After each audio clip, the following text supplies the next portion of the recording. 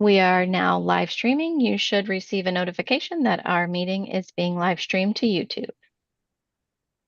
Okay, thank you. And thank you to everyone for joining us today for the District Library Book Objection Committee meeting. The purpose of today's meeting is to review an objection to the book titled The Love Hypothesis by Allie Hazelwood. I'm Dawn Sapp, Associate Superintendent for Curriculum and Instruction. Mr. Forson, our superintendent, has designated me as chair of this committee, and I am facilitating today's meeting. School-based and district staff, as well as parent and community volunteers, are invited to participate on each committee. Today's meeting will result in a recommendation that will be forwarded to Mr. Forson, the St. Johns County School District Superintendent. This committee meeting is public record and therefore subject to sunshine law. It is being live streamed for public viewing. Committee members are not required to have their camera on during the meeting. We are committed to civility and decorum. Please assist us in maintaining a constructive meeting environment by remaining respectful of each participant during the meeting and afterwards. Additional discussion of the objecting party or committee members outside of the meeting is discouraged. Disparaging comments are contrary to district expectations regarding character and civility. Committee members received several resources in advance of the meeting. The resources included the objecting party's request for reconsideration, a copy of the book, Florida statutes, Florida Department of Education guidance for library media services, professional source reviews, St. Johns County School Board rules, the Library Bill of Rights, and a school library media material evaluation checklist. The process for today is as follows. First, the objecting party will have the opportunity to address the committee. They will provide any information they deem compelling or new regarding their request. Next, the committee will have a discussion utilizing the school library media material evaluation checklist. Finally, a decision by majority vote will determine a recommendation for Superintendent Forson. There are two options. Retain the book for a designated level or remove the book from all St. Johns County School District libraries. For our meeting today, both agreeable and opposing viewpoints are welcome. Are there any questions? Okay, let's begin. Jean Moore is the objecting party. Ms. Moore, this is your time to address the committee. You have up to 5 minutes to share your objection. Good afternoon, and thank you for the opportunity to share my thoughts. The Love Hypothesis by Allie Hazelwood. Outwardly, it seems harmless enough.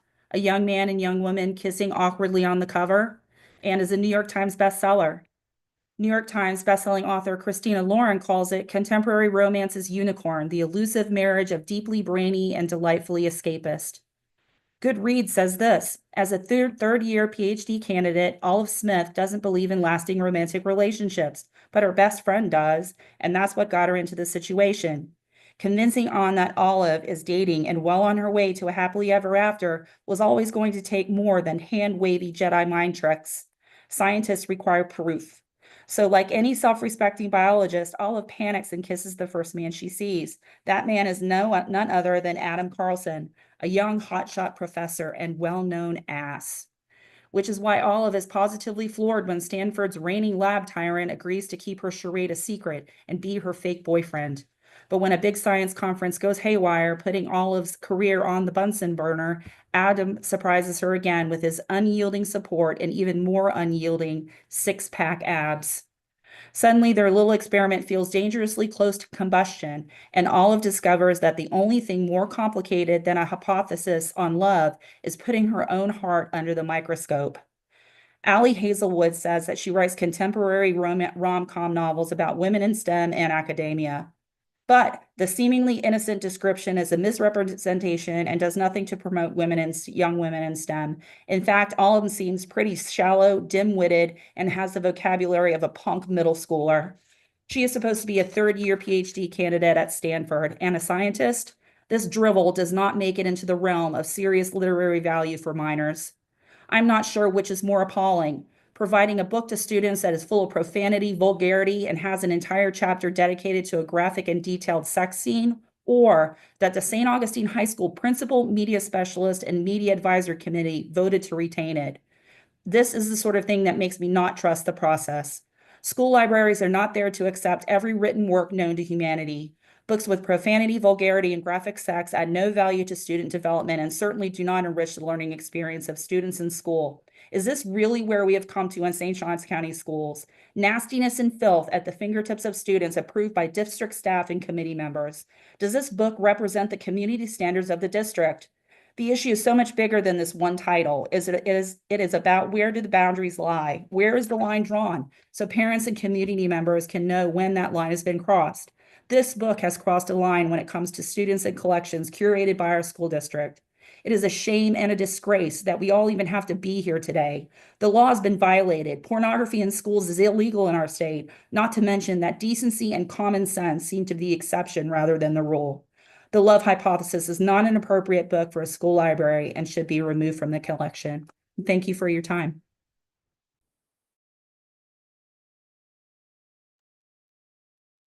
Thank you, Ms. Moore.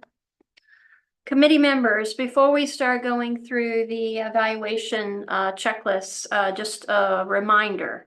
Florida statute states that any material used in a classroom, made available in a school or classroom library, or included on a reading list may be objected to for 4 specific reasons. The first reason, the material is pornographic or prohibited under section 847.012 of Florida statute.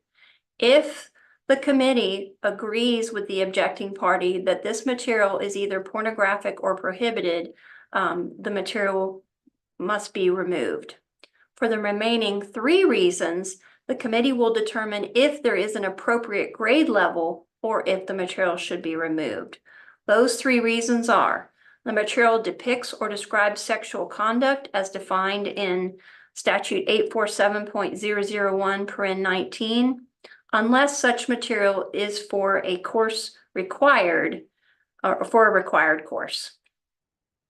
Next reason, the material is not suited to student needs and their ability to comprehend the material.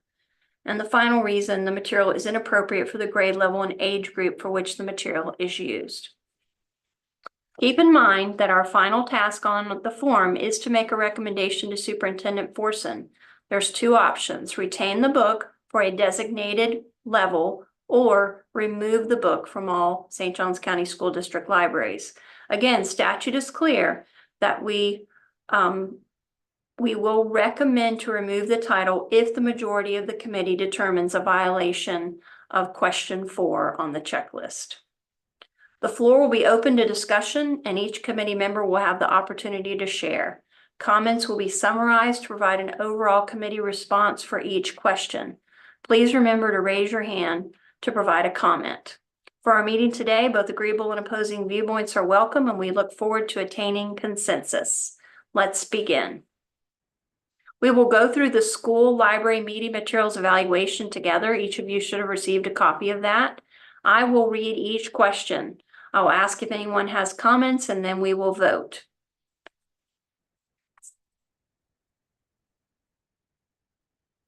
Okay, for the first question, the objecting party's challenge of the material cites.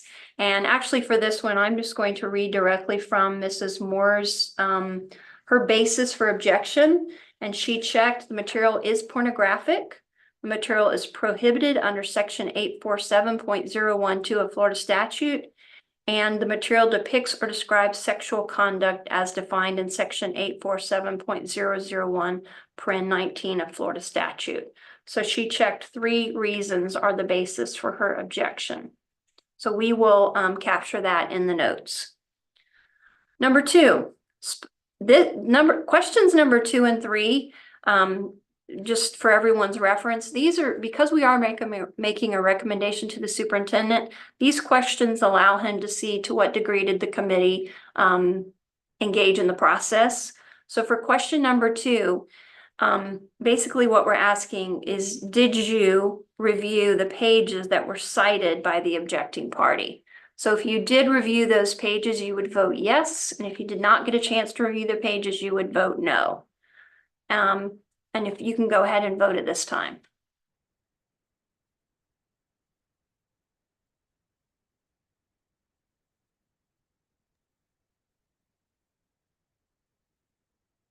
We're waiting on 3 more votes.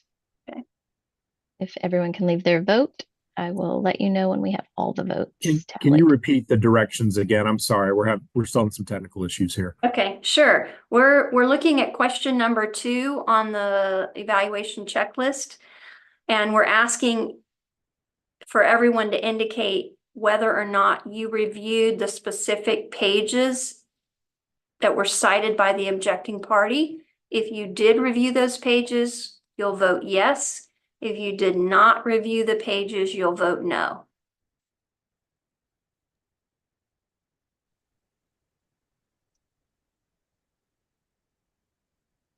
I just need everyone to keep their vote up until I have all the votes tallied. So if everyone could make sure their vote is visible, thank you. All right, Ms. Sapp, we have 8 yes votes. You may clear your vote at this time. Thank you. Thank you, everyone. We appreciate that. Okay, for question number 3, this is a similar style question. Professional and/or crowdsource reviews were considered. So if you did look over those professional and crowdsource reviews, we want you to vote yes. If you did not get a chance to look at those, you can vote no. Again, this is just to let the superintendent know how we arrived at our decision and did we review these different materials.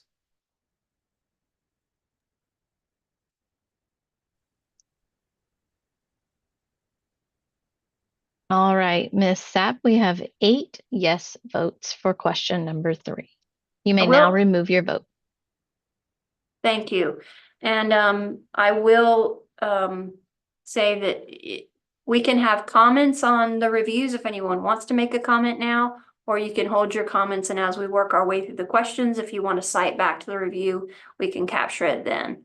Is there any, if anyone wants to make a comment now, you can raise your hand. Otherwise, we'll move on. Okay. All right, we're going to go to question number 4. Is the material pornographic or prohibited under Florida Statute 847.012? Are there any comments? Would anyone like to make a comment before we vote?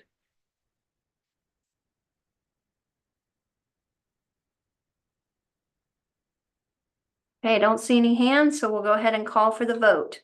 Is the material pornographic or prohibited under Florida Statute 847.012?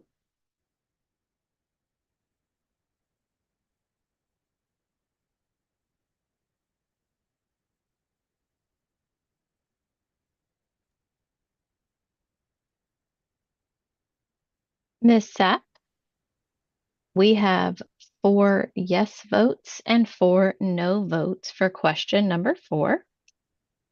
Okay, thank you. You may now clear your vote.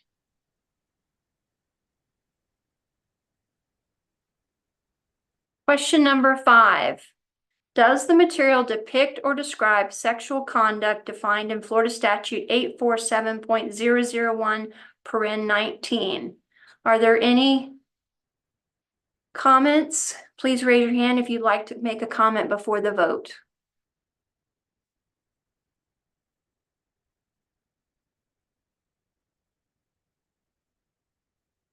Okay, we'll call for the vote. For question number 5, does the material depict or describe sexual conduct defined in Florida Statute 847.001 paren 19?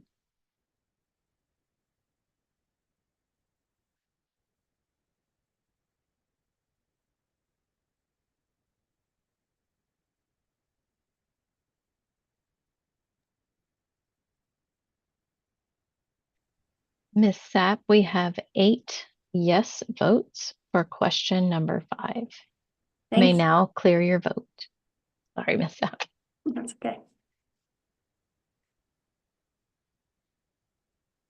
Okay, question number 6. I like to make sure that we know where this book is currently within the St. Johns County School District before we address 6 and 7. So, Ms. Sikowski, could you give us an update on where this material is presently? Yes, it's currently in the high school collection at a high school. as a library material. Okay, so this is currently available for grades 9 through 12. Okay, so question number 6, is the material unsuited to student needs and their ability to comprehend the material presented? Are there any comments before we vote?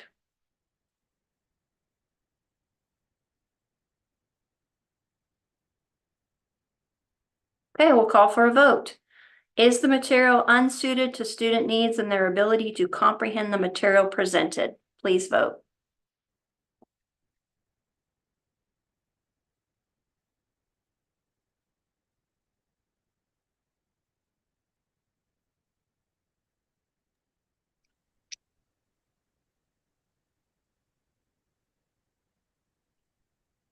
Ms. Sapp, for question number 6, we have 2 yes votes and 6 no votes. You may now clear your vote.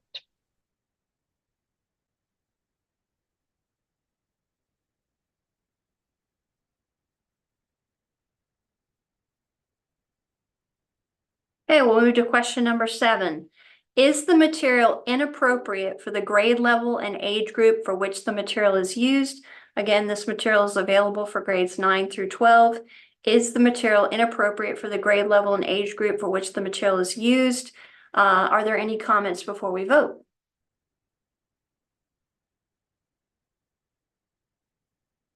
Okay, we'll call for the vote. Please vote. Is this material inappropriate for the grade level and age group for which this material is used?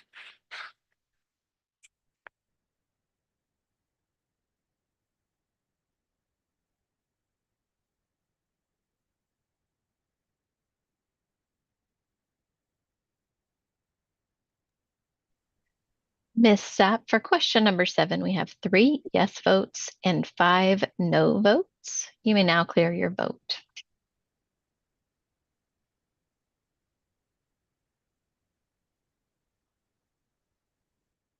Okay, we are now at the point where we need to make our recommendation to the superintendent.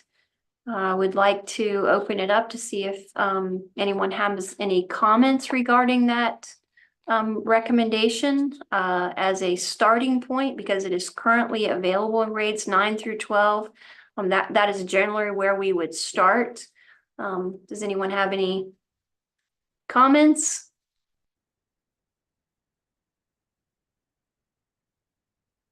Okay, then I'm going to go ahead and start with our committee's recommendation would be that the material is appropriate for grades 9 and up. If you agree with this material is appropriate for grades 9 and up, please vote yes. If you don't, vote no. And if we get majority no, we can revisit and decide what we want to do.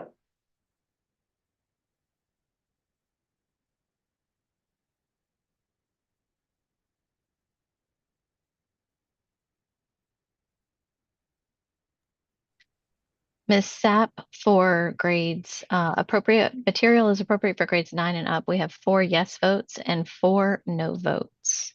Okay, I want to take us back as a facilitator. So we did have a split vote on the question that would have necessitated, I would say, that we recommend removal. Since we didn't have a majority vote, it's not an automatic removal of this material. So we do need to make a recommendation to the superintendent on whether we believe it should be removed or whether we believe that there is a grade level this is appropriate for. So is there anyone who would like to make a recommendation for a vote on where this material would be appropriate? Or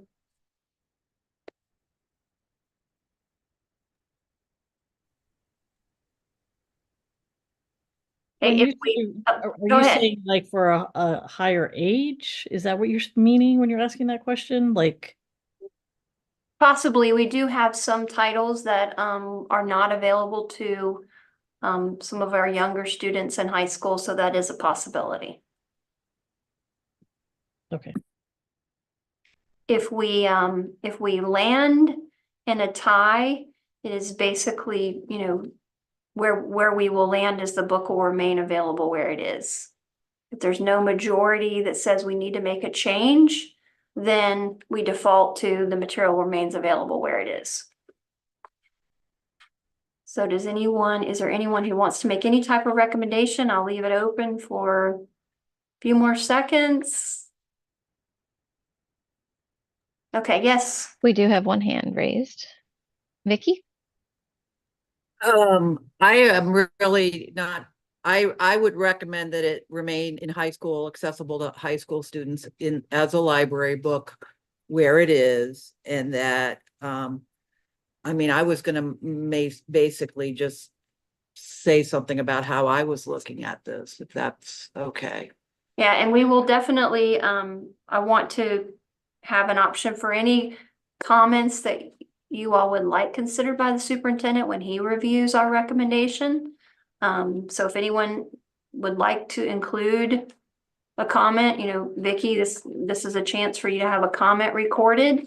But like I said, he will see the notes and he will see that it was basically, we did not come to consensus on a recommendation. The notes will capture that that I started with 9 through 12 because that's where we were. It landed in a tie. We didn't have a different recommendation. So if anyone has any comments that you would like included in the notes so that he can see what you're thinking, this is your chance. Okay, then I guess I would make a comment. Okay. Okay, this book is a contemporary adult romance. It's not written for children. I don't believe the amount of profanity sprinkled throughout the book or sexual conduct between the two main characters who love each other that occurs near the end of the story is a reason to remove a book that otherwise might interest some students in a story that addresses pertinent issues like women in STEM fields, the academic environment and academic careers, and dealing with sexual harassment. The protagonist also lost her mother to cancer at a young age, which some students might identify with. It's not a curricular book, it's just a library offering, and concerned parents can always opt out. Okay. Thank you, Vicky. Mr. Willits? My comment would follow that. I would make this book, a parent would have to approve before it's checked out to a student, just because the sexual content that's involved. I agree. We see plenty of contemporary high school books that have lots of profanity in them. My issue is the sexual content. So certainly it's an adult written book, but we have adult students on campus. But still, I would prefer a parent to say yes before it's checked out. Okay. Okay, we've captured those comments for our recommendation. Is there anyone else who wanted to add anything? Yeah, we have two more hands up now. Okay, great. Krista. Yes. I'm sorry. That's okay. They just came up. Okay. Vicky, go ahead. Oh, you're still muted, Vicky. Okay, so I generally am more comfortable with the opt-out provision because the students, maybe it's less of an issue with this book than some others, but students basically are at an age where they are learning, exploring, trying on different ideas and different perspectives and different, and I think that sometimes having an opt-in to have to go get permission from your parents may make that more difficult, and particularly for students, again, less of an issue with this book, students that may be struggling with like LGBTQ type issues, or or maybe an issue of sexual harassment, which is in this book. It might be awkward for the students to have to go and approach the parents and explain that. So I think that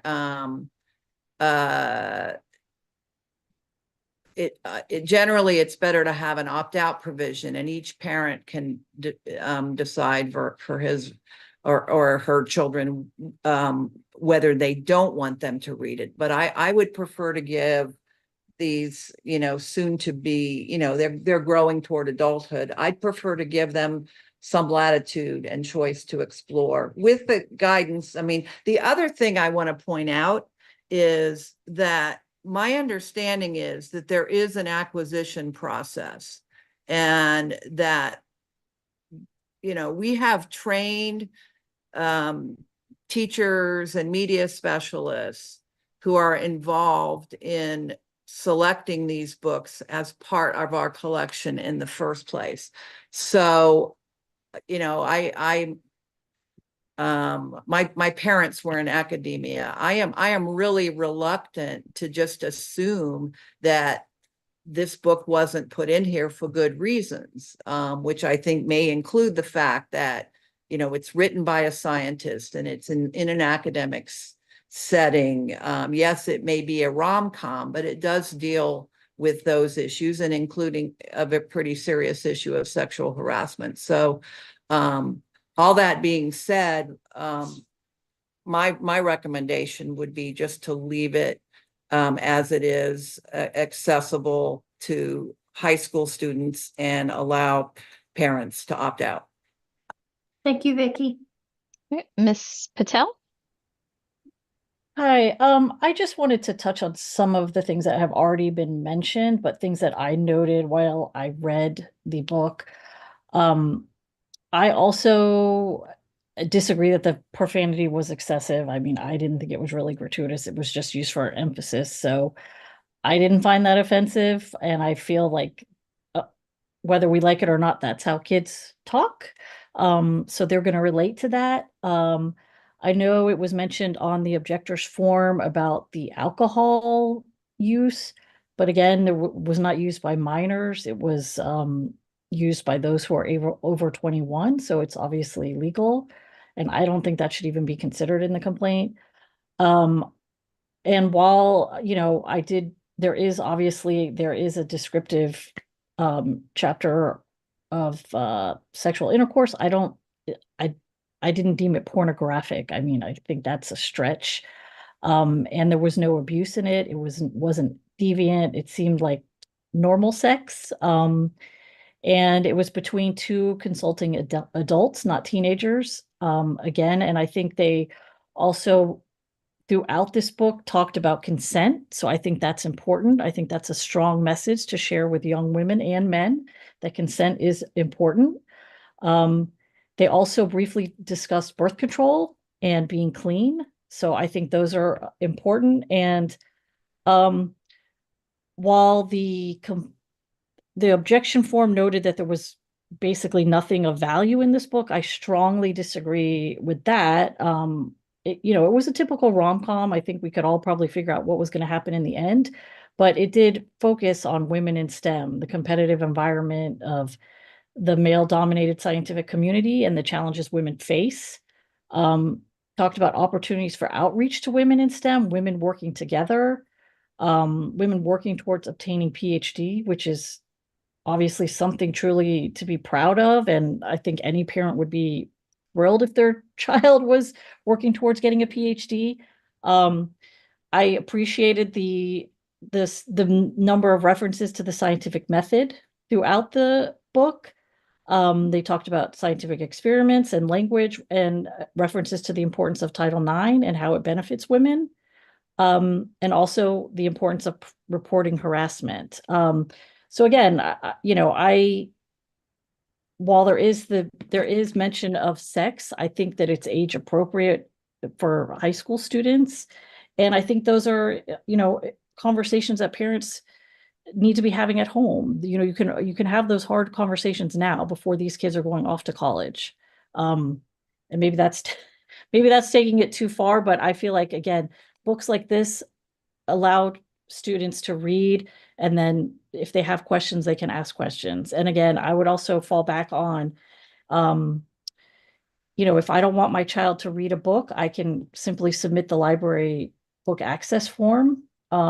and I think it's up to the parents. I know there's all this discussion about parental rights, but that falls under that. If I don't want my child reading something like this, then I need to submit that form. And again, I also trust our media specialists to do their job. I think they're well trained and they're the experts in this field. And again, I'll piggyback on what Jean mentioned, where she said that this is, not a good use of our time. I also feel it's not a good use of the time. I mean, it's important to do these books, if a book is being objected, yes, we need to discuss it. But I feel like the administration, media specialists, parents, there are more important, bigger issues that we could be spending our time on, like helping students cope with their mental health challenges, than reviewing books. Thank you. Ms. Resnick, did you want to make a comment? Or did you put your hand down? I'm good, thanks. Okay, thank you. Ms. Brown, go ahead. Yes, I just wanted to add on that in addition to the diversity by gender, there was also, this book has diversity of all sorts, and that I think our audiences could potentially identify with. So there's different reasons to read it as well. And I think kind of continuing on with Vicky's line, and then was just echoed in the last committee member as well, there are librarians, media specialists who have reviewed and selected these books. And this book is at one of the high school libraries. Each of our schools have different cultures and climates. And while perhaps this isn't a book that is widely going to be embraced by the student body at one school, at another, there are students who would potentially identify with it and have empowering messages from it. So I would encourage it be considered for those reasons as well. Thank you. Thank you. There are no other hands up currently, Ms. Sapp. Okay. Well, Oh. thank you very much to everyone. Hang on. who- I'm sorry, Ms. Oh. Sapp. Ms. Stewart, did you want to say something? Your hand is up. Yeah, sorry, I didn't mean to put up the clapping hand. I pushed the wrong one. Okay, go ahead. I heard a couple of people mention an opt-out form. What is the process for that, and how are parents informed about that? Because it's been a little bit since I've been in a school. The opt-out form is available via the website, and parents can identify titles and submit that form into their school's media specialist. And Amelia, I will defer to you to add anything else that is relevant. I'm not the expert. They can, once, even if they don't submit a form, if they call their library or their school or a teacher, there is to be a note that's also added into Destiny with the title or the subject or an author or a book that is not something that they want their child to read or to have access to. It's just like a classroom management plan for that student. And so we take it very seriously, because we do have to document the students who have opted out of certain materials in the library, and the classroom libraries are an extension of the library as well. So that's very important to note. A parent could say content or subject, so it doesn't necessarily have to be. It's right. Yeah, it's right on that form. It's one of those things, and they can submit a list of titles that they don't want their child to read. It can be done by email. They can tell the teacher. So yes. And as I said, we do, we make sure that it is posted on the website, but it is communicated, at the beginning of the year quite frequently. And Ms. Dixon's also on here if I missed something too, but I'm pretty sure I covered that extensively. And we reiterated in our media specialist trainings as well. Okay. And the form was included in that big stack of background materials you gave us to prepare for this meeting too. Yes, ma'am, it was. It is included as well there. Okay.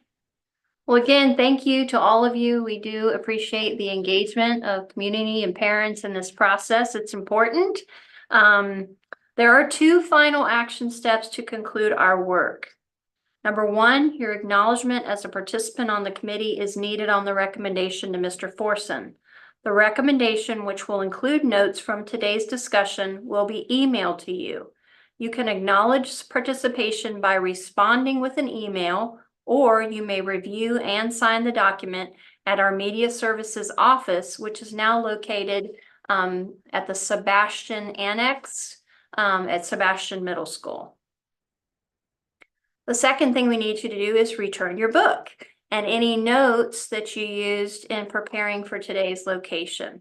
We ask that you return the book to the location where you picked it up from. So I know some of you picked it up from a local school near you.